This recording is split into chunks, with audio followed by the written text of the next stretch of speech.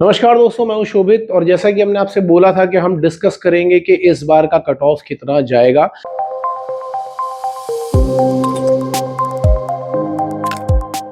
Actually मैंने आपको ये बोला था कि हम ये डिस्कस करेंगे कि कट ऑफ जो होता है वो डिसाइड किस बेसिस पे होता है। कट ऑफ को डिसाइड करने के क्या क्या फैक्टर होते हैं हम उसको समझेंगे पहले, ठीक है। क्योंकि देखो, कट ऑफ प्रिडिक्ट करना बहुत मुश्किल काम होता है और इस बार का कट ऑफ प्रिडिक्ट करना तो और भी ज्यादा मुश्किल काम है। आपको मैं थोड़ी सी चीजें समझाऊंगा और वो चीजें अगर आपको ढंग से समझ में आ गई तो आप अपने आप समझ जाओगे कि कट ऑफ प्रिडिक्ट करना कितना डिफिकल्ट है। बहुत लोग बोलते हैं कि सर आप बताओ कितना जाएगा कितना जाएगा, तो वो प्रिडिक्शन थोड़ा मुश्किल है। लेकिन सिलेक्शन के लिए एक सेफ स्कोर क्या है या एक अच्छी रैंक के लिए एक सेफ स्कोर क्या है, ये पिछले कई सालों से फिक्स है। तो वो भी हम लास्ट में डिस्कस करेंगे, ठीक है। अब देखो, एक्चुअल में क्या होता है कि कट ऑफ जो डिपेंड करता है वो डिपेंड करता है कि कितने नंबर ऑफ स्टूडेंट्स ने पेपर दिया है, क्वांटिटी पे। दूसरी बात, उन स्टूडेंट्स का क्वालिटी कैसा है। मतलब जैसे सपोज करो कि एक एग्जांपल लेकर के चलते हैं। सपोज करो पिछले साल 40,000 बच्चों ने एग्जाम दिया। एक रफ नंबर ले रहा हूं मैं कि 40,000 बच्चों ने एग्जाम दिया। अगर इसमें जेई एस्पिरेंट्स होते, एनडीए वाले एस्पिरेंट्स होते, तो आप अपने आप समझ गए कि क्वालिटी जो है वो गुड है, अच्छा क्वालिटी है, अच्छा क्वालिटी ऑफ स्टूडेंट होगा, तो वो ज्यादा से ज्यादा क्वेश्चन करने की कोशिश करेगा, ठीक है। अगर ज्यादा क्वेश्चन करने की कोशिश करेगा तो नंबर भी उसको ज्यादा ही मिल रहे होंगे। तो अगर उसको नंबर ज्यादा मिल रहे हैं तो 200 नंबर में से जो कट ऑफ है वो अपने आप ऊपर उठ जाएगा। क्यों? क्योंकि भाई देखो, ऐसा होता है कि मान लो उनको लेने हैं 20,000 या 19,000 बच्चे लेने हैं, तो वो तो ये देखेंगे ना कि 19,000 कहां पे पूरे हो गए।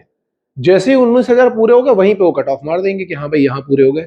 आप सोच के देखो कि ज्यादा अच्छे बच्चे हैं, ज्यादा अच्छे बच्चे हैं, उन्होंने ज्यादा नंबर ऑफ क्वेश्चन अटेम्प्ट किए, ज्यादा नंबर ऑफ क्वेश्चन अटेम्प्ट करने की वजह से वो कट ऑफ अपने आप कहां जाएगा, ऊपर की तरफ जाएगा, क्योंकि ज्यादा क्वेश्चन करेंगे।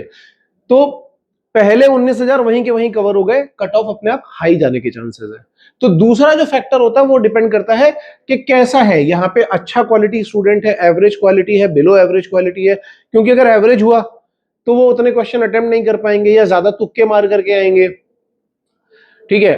खराब हुआ तो कई हो सकता है चीटिंग वीटिंग में ही फंस जाए, बहुत सारी चीजें हो सकती हैं। तो डिपेंड करता है कि कैसा क्वालिटी है। अगर एवरेज क्वालिटी स्टूडेंट भी है, कम नंबर ऑफ क्वेश्चन ही अटेम्प्ट कर रहा है, गलतियां ज्यादा कर रहा है, तो कट ऑफ अपने आप कैसा हो जाएगा, नीचे चला जाएगा। तो एक फैक्टर ये है। तीसरा फैक्टर है कि पेपर का डिफिकल्टी लेवल कैसा है, ठीक है। कि अगर पेपर डिफिकल्ट आ गया, आप ऐसे सोच के देखो कि अगर पेपर डिफिकल्ट आ गया तो अच्छा बच्चा भी ज्यादा क्वेश्चंस नहीं कर पाएगा, कम ही क्वेश्चन कर पाएगा। और जो एवरेज या बिलो एवरेज है वो तो और भी ज्यादा खराब करेगा। तो फिर कट ऑफ अपने आप डाउन चला जाता है। और अगर आसान पेपर आ गया तो आसान पेपर में क्या होता है कि सभी लोग ज्यादा करके आ रहे हैं, अच्छा बच्चा तो ज्यादा करेगा ही करेगा, एवरेज वाला भी ज्यादा करेगा, तो फिर कट ऑफ ऊपर जाने का चांस होता है। तो डिफिकल्टी लेवल में क्या है कि अगर पेपर डिफिकल्ट है कट ऑफ डाउन जाएगा, ठीक है। पेपर इजी है, कट ऑफ अप जाएगा।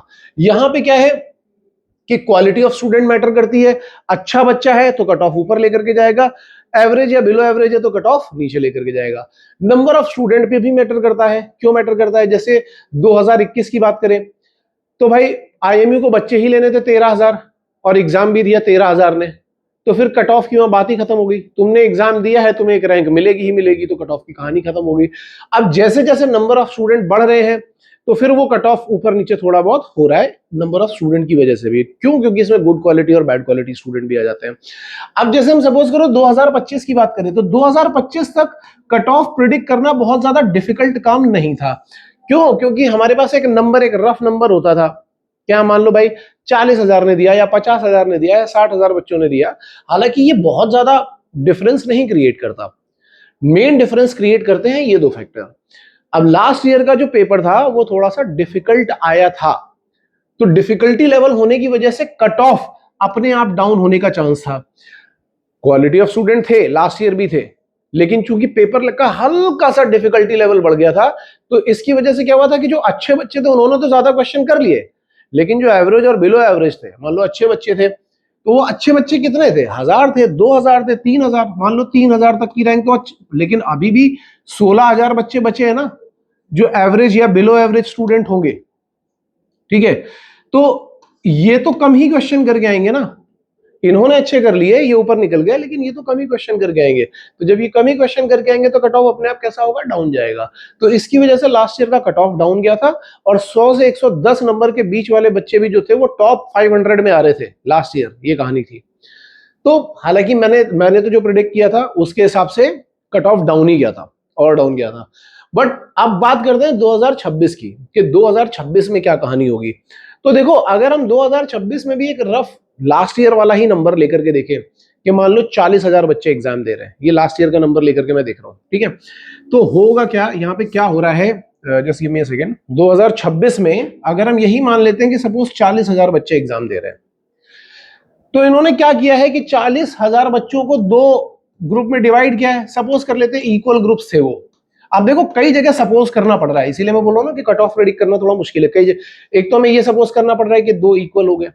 अब ये दो इक्वल में भी अगर बच्चों का क्वालिटी अलग अलग हुआ, पेपर 1 में सपोज करो गुड क्वालिटी थे और इसमें बैड थे, या इसमें बैड थे इसमें गुड थे, तो फिर भाई बहुत सारे परम्यूटेशन कॉम्बिनेशन बन जाते हैं। तो आप समझ सकते हो कि कट ऑफ प्रेडिक्ट करना क्यों मुश्किल है। लेकिन अगर मैं मान लेता हूं कि दोनों में एक ही तरीके के बच्चे थे, दोनों में एक ही तरीके, जो कि पॉसिबल नहीं है, लेकिन हम ये अज्यूम करके चल रहे हैं कि यहां पे भी सेम है, मिक्स क्राउड है, और यहां पे भी सेम मिक्स क्राउड है, ठीक है। क्योंकि अगर हमने सेम मिक्स क्राउड नहीं अज्यूम किया तो बहुत ज्यादा कॉम्प्लिकेशन हो जाएंगे। अब इसके बाद आते हैं डिफिकल्टी लेवल पे। तो कुछ लोगों का कहना था कि सर पेपर 1 जो था वो कंपैरेटिवली पेपर 2 से थोड़ा डिफिकल्ट था, ठीक है। ये इजी था, ये डिफिकल्ट था।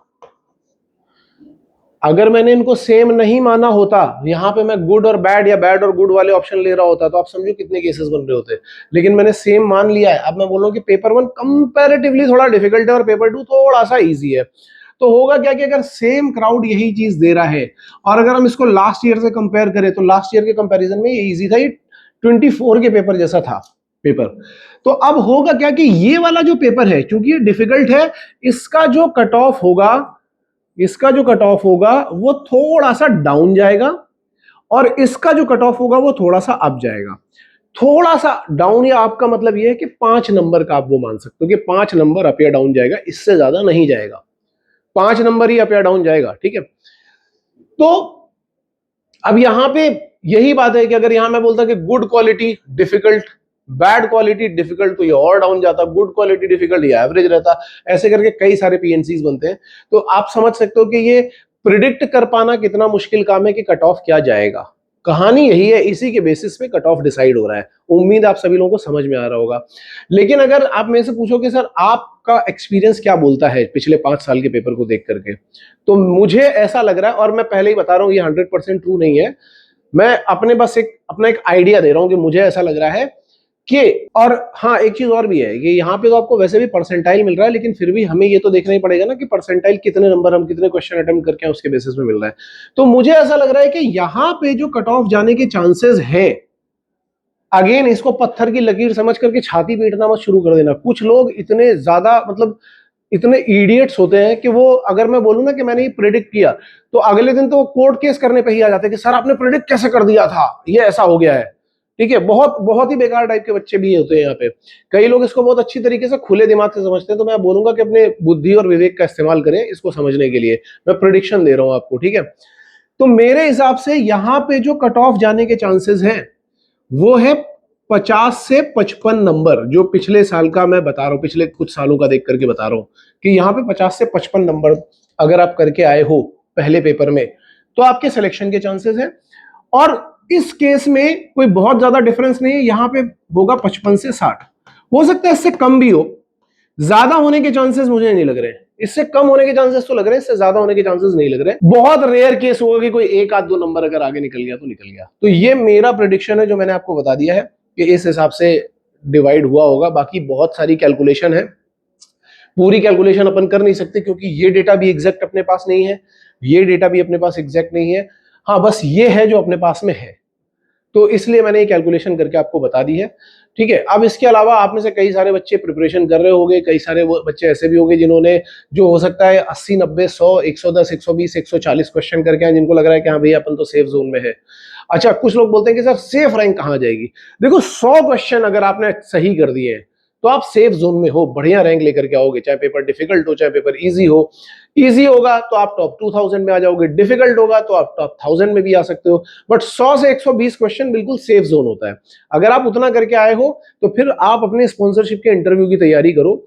बहुत लोगों को अभी ये भी नहीं पता कि सर हमें प्राइवेट कॉलेज में जाना है कि गवर्नमेंट में। अगर तुम्हारा भी ये प्रॉब्लम है तो तुम अपना ये डाउट कमेंट सेक्शन में डालना। कई लोगों को ये नहीं पता कि क्या सर हमें अभी भी स्पॉन्सरशिप मिल सकती है। यस, आपको स्पॉन्सरशिप मिल सकती है अगर आपने फॉर्म भर रखा है। नहीं भर रखा है तो अब तो लगभग सभी कंपनीज के फॉर्म खत्म हो चुके हैं, ठीक है। तो आपके पास एक फेब बैच का चांस बन सकता है। अगर आपको इनमें से कोई भी डाउट है तो कमेंट सेक्शन भरते जाना यार, जितना कमेंट सेक्शन भरोगे उतनी जल्दी वीडियो बना करके मैं आपको दूंगा। अगर आप बोलोगे मुझे स्पॉन्सरशिप में प्रॉब्लम है, मैं उसके ऊपर वीडियो बना दूंगा। फेब बैच क्या होता है, उसमें कैसे स्पॉन्सरशिप मिलती है, मैं उस पर बना दूंगा। प्राइवेट और गवर्नमेंट कॉलेज में क्या डिफरेंस है, मैं उसके ऊपर बना दूंगा। जिसके ऊपर आप डालोगे वो चीज आपको मिल जाएगी विद इन अ डे। तो जितने कमेंट ज्यादा होंगे उतनी जल्दी हमें आइडिया मिलेगा कि इसके ऊपर एक वीडियो बनाना है। तो मैंने आपको ये भी बता दिया कि क्या कट ऑफ हो सकता है, क्या सेफ स्कोर हो सकता है। अगर आप स्पॉन्सरशिप की ऑलरेडी प्रिपरेशन कर रहे हो तो हमारे इंटरव्यू के बैच अभी भी लाइव है, आप आकर के यहाँ पे ऑफलाइन इंटरव्यू की प्रिपरेशन कर सकते हो। And with this information, Shobhit signing off. All the best guys.